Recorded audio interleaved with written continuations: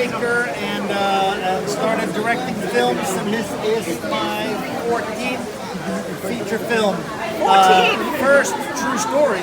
But yes, so this has become what I love and what I live for.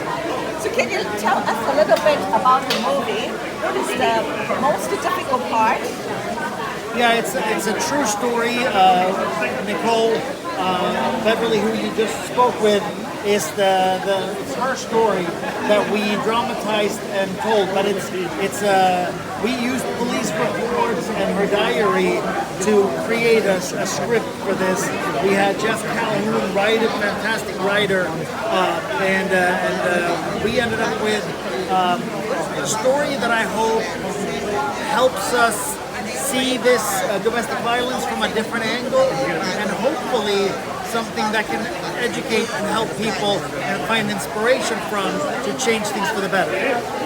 As not a victim, as how to overcome it to make it better, let everybody know about it. Yeah. And it's really different. I think for the true story, you need to have a lot of story. You know, you have to get the facts to cross-check and everything. And Yes. you get the police report.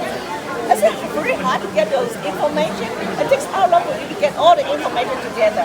Yeah, I'll be honest with you. When I met with Nicole, I told her, send me the police reports you have, send me your diary, send me everything so that we can go through and find what we need to.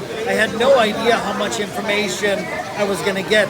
I was sitting in my room and literally had thousands of pages, and I said I could make 2 seasons of a TV series about her life. So we had to start figuring out what parts did we feel would be helpful for an audience so that they can create the changes in their life.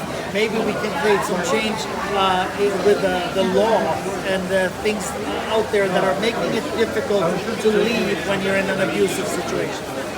Can you tell us how do you start talking to Nicole, how do you encourage or persuade her to tell us all the story and to make a movie? How does it start? So she had actually told her lawyer, who was also my lawyer, because Netflix had approached her about doing an episode on her for I Am a Stalker, about her case. She ended up saying that she wanted to get a film made. So that's kind of how it all happened. We were brought together with that in mind. So that was the whole thing where we met so that she could tell me her story, and that's what convinced me. I was a little kid growing up in a household with domestic violence, so I'd never said anything my whole life. So when this opportunity came, I felt like I could now say something. Like it's obligation. Therapy, yes. It was. It felt like I had to. Yes. Yeah. I totally understand it. Yeah. It's also as a healing process too for you. I think in this world, a lot of people are victims, but they close themselves. They never put the sadness or the pain to expose it, and after that, with a lot of problems come out. Yeah. Lots of problems. I think shame is what does it. Because I know from being a kid growing up in and around domestic violence, I was ashamed that I couldn't stop my dad from hurting my mom. So I got beat up and my mom got beat up, and we didn't tell anyone about anything because we were ashamed. And I think that's the stigma that really has to change, because you're in a relationship with somebody who needs help and needs to change, and you're in a place where you have to protect your own safety and your own boundaries so that you can be a healthy person. And I think that's what we want to. That's what we want to do with this film: is show those red flags that happen when you're in toxic and abusive relationships, so that people can see it and make change. Well, for this one, how do you find the actress? Well, so funny enough, my lawyer had already said. The lawyer is cool. The lawyer, he said, your wife would be perfect to play young Nicole, and so that was my wife. Your and wife? She plays Nicole in the film, so that was how it all happened. And funny enough, when I met with Nicole said, "Your wife's going to play me, right?" And I'm like, "Well, I guess she is now," because both Bill and her at this point had told us that this is what they wanted. So, and I could see her in this role. She's a fantastic actress. She won a lot of awards for this film. She's done fantastic. Feel that she, deep inside because she really feels suffering too. Yeah, we actually had a psychiatrist on set with us. So for all these scenes that are pretty intense, the cast met with the actors before the scene.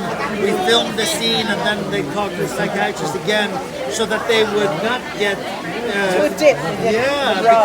because acting you have to be there for it. Yes. So, yeah, we did that because we wanted to make sure that nobody should come off our set with PTSD. So we take good care. I try.